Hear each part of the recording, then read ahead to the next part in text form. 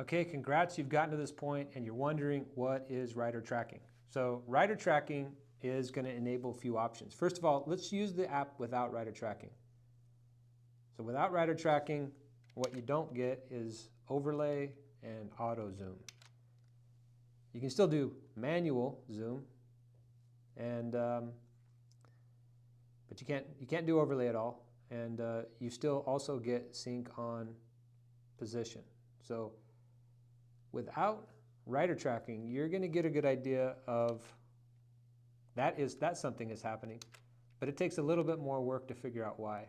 So for example, here we have the riders. They're exactly synced up on this telephone pole, and one rider's 0.5 seconds faster than the other. So we turn that off, and you can see what that difference is. There's the pole, there's the rider, and this is the huge difference right there. That's 0.5 seconds. But it takes a little bit more work to figure out why. For example, you have to go and zoom in perhaps and find the point. So what rider tracking does is it enables a little bit more automation. So we can run rider tracking.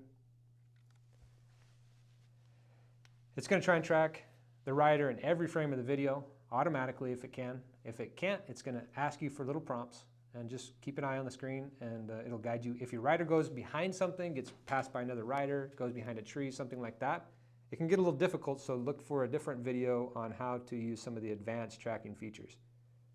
But once rider tracking is enabled, now you have auto zoom and overlay, and what that means is that here's the view you had before where the rider's kind of far away, and now with auto zoom, the rider's always in perfect zoom. So it makes it a lot easier to keep an eye on your rider's touches on the clutch, foot position, and even better probably is some of this like suspension and bike and body position. So maybe you're setting up suspension. This keeps the bike always in view, so you can just go through it as kind of a breeze actually, and it'll be fun. You'll learn a lot. Give it a try. Then of course there's the overlay, which